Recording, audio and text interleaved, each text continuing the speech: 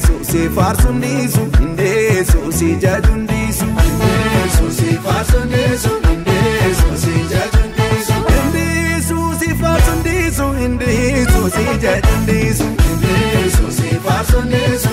Waan hundumaa dura Waaqayyo isaa karaa hundumaa nu gargaaree jireenya jiruuf jireenya addunyaa kana keessatti har'aan nu ga'e baay'ee galateeffanna. Ani maqaan koo Luba Fiqiruu Malaakuu jedhama. Hojii wangeelaa kanan irraa hojjedhu waldaa warra wangeelaa Makaana Yesuus afaan Oromoo Adaamaati. Fuula keessanitti amma kanin dhiyaadheef waamicha isinii gochuudhaaf akkuma magaalaa Adaamaatti konfireensii guddaa waldootaa wajjiniin walii gallee qopheessaa jirra. Konfireensii kana irratti immoo namni Waaqayyoo raajii Masarat Taayee waan argamaniif guraandhala 8 hanga 10tti magaalaa Adaamaa istaadiyeemii Abbabaa Biqilaa irratti konfiraansii guddaan waan geggeeffamuuf namoonni hundumtuu waamicha kana irratti argamtanii fayyisuu Waaqayyoo akka argitan akkuma kanaa dhukkubsattootaaf kadhatama. Wangeelli mootummaa Waaqayyoo hin lallabama. Ulfinni Waaqayyoo saba keenyaaf hin mul'ata. Kanaaf namni hundumtuu Shaashamannee irra kan jirtan, Hawaasa irra kan jirtan, Harar irra kan jirtan, akkuma kanaa Shawaa Ba'aa guutummaa irra kan jirtan, Finfinnee irra hundumtuu dhuftanii waamicha kana irratti hirmaattuu sagalee Waaqayyoo akka taatan, ayyaana Waaqayyoo irraa eebba akka fudhattan asumaan dhaamsa isinii dabarsina. Ulfinni Waaqayyoo saba isaarra biyya isaa irratti waan mul'atuuf magaalaan Adaamaa magaalaa nageessa qabduudha. Magaalaa wanti barbaadamaan keessatti argamuudha waan ta'eef nama hundumtuu konfiraansiin kun dhaabbilee amantaan naman qoodu, gosaan naman qoodu, gosi hundumtuu irratti argamtanii konfiraansii kana irratti akka hirmaattan, ayyaana Waaqayyoo akka hirmaattan, Waaqayyoon akka walii wajjiniin kadhannu isiniin jenna. Kana immoo waan gootanii fi Waaqayyoo waaqarraa isin haa eebbisu.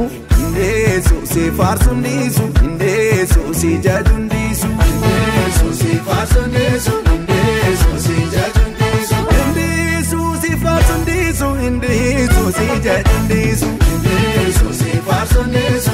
Maqaan koo Eliyaas Taaddasee Cimsaa jedhama. Waajjira bulchiinsaaf nageenya magaalaa Adaamaatti itti gaafatamaa amantaaf amantiidha. Sagantaan amma bakka jirutti magaalaa Adaamaa istaadiyoomii Abbabaa Biqilaa keessa jirra. Sagantaa kana wajjin wal qabsiisee ergaa dabarsuu kan barbaadu tokkoffaa nageenyi ishii baay'ee gaariidha. Kanaafuu namni kamiyyuu Adaamaa dhufuu hin danda'a. Sagantaa kana irratti hirmaachuus kan barbaadan hundu sodaa tokko malee dhufuu hin dandeessu.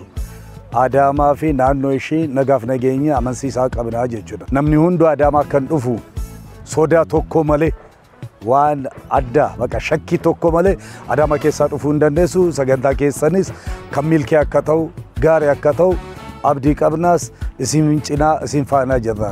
Sagantichi jalqabame amma xumurratti isin faana jiraachuu keenya asumaan ibsuu barbaadna jechuu barbaadna. Afayera karasat inni nafoi digasat barakolat safaniya isataton marungiya afayera karasat inni nafoi Waaqayyoo siniif ta'u an Luba Laggasee Eebbisaan jedhama. Qindeessaa sabakaa Adaamaa Hawaas akkuma kana immoo kaawunsilii keessatti miseensa ta'een hojjechaa jira. Yoo jaalala Waaqayyoo ta'ee waldaan warra wangeelaa Makaana Yesuus kaawunsilii Shawaa Ba'aa wajjin ta'anii guyyaa guraandhala 8 hanga 10tti konfireensii afuuraa guddaa akka magaalaa Adaamaaf naannoo ishee Shawaa Ba'aatti konfireensii guddaan qophaa'ee jira.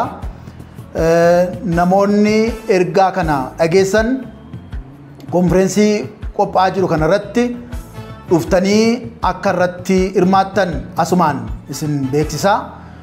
Konfireensii kanaaf namni Waaqayyoo raajiin Masarat nama Waaqayyoo bara kana dibee biyya keenyaaf nuu kaase hojii gurguddaa Waaqayyoo ittiin hojjetaa jiru guyyaa guraandhala 8 hanga 10tti jiru irratti iddoo kana dhufanii nu tajaajilu waan ta'eef namoonni naannoo kana jiraattan akkuma kana Bishooftuu Matahaaraa naannoo kana jiraattan hundumti keessan Finfinnee ilaallee dabalatee konferensii guddaa qophaa'aa jiru kanarratti dhuftanii akka hirmaattan gaaffii garaagaraa kan qabdan dhukkuba garaagaraa kan qabdan karaa nama kanaa Waaqayyoo gaaffii keessan hin deebisa dhukkuba keessanittis isin fayyisa jennee waan amannuuf konferensii kanarratti dhuftanii akka hirmaattan jaalala Waaqayyoon isin gaafannaa Waaqayyoo isin haa eebbisu eebbifama.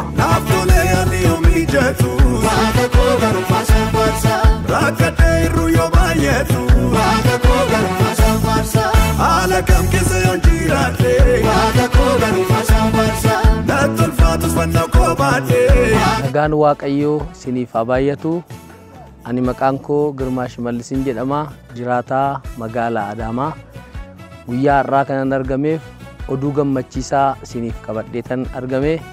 Oduun gammachiisaan kunis Gurraandhalaa guyyaa 8 hanga 10tti kiruseediin guddaan waldootiin kiristiyaanaa naannoo godina Shawaa Bahaa jiraatan waldaa araara addunyaa nama Waaqayyoo Raajii Masarat Taayyee waliin kiruseedii guddaa kiruseedii hafuuraa waan qopheessaniif jiraattonni magaalaa Adaamaa akkasuma naannoo isaa jiraattan magaalonni ollaa magaalota Adaamaa jirtan hundumtuyyuu guyyicha irratti wangeelli sagalee Waaqayyoo humnaan lallabama dhukkubsattootaa fi kadhatama namoonni hidhaa garaagaraa keessa jiran Waaqayyoo karaa nama Waaqayyoo Raajii Masarat mul'atee dhaloota waan hiikuuf kanaaf guyyicha irratti rakkoo garaagaraa kan qabdan dhibee garaagaraa kan qabdan karaa fagoo deemuudhaan baasii baasurraa Waaqayyoo nu gargaaree sagantaa guddaa kanaan namoota waan furuuf namni Waaqayyoos magaalaa Adaamaatti argamanii hidhaa lafa kana jiruuf namootaaf waan kadhataniif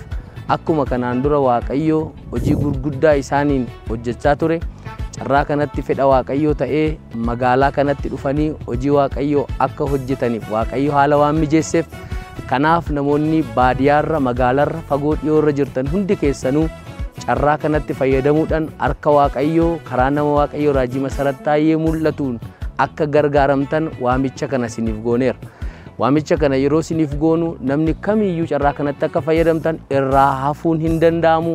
Waaqayyoo lafa keenyaaf gargaarsa gochuudhaaf lafa keenya yaadatee akkuma naannoo isaan keessatti hojjetanitti hojii guddaa hojjete guyyaas Waaqayyoo harka isaa isa jabaa magaalaa keenyaaf hin mul'isa.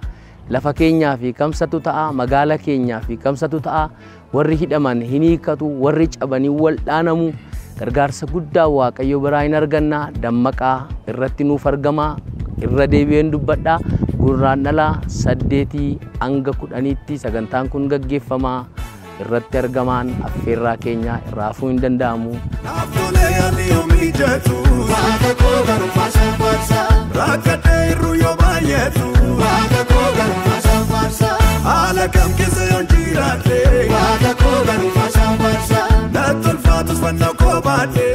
Nagaan Waaqayyoo isiniif haa ta'u. Jiraattuu magaalaa Adaamaati. Maqaan koo Margituu Saadiraak jedhama. Konfiraansii guddaa Gurraandhala 8 hanga 10tti magaalaa Adaamaa naannoo ishee kan jirtu waldoota magaalaa Adaamaa jirtu Shawaa Bahaa kana keessa kan jiranii wajjin konfiraansii ta'uu jira.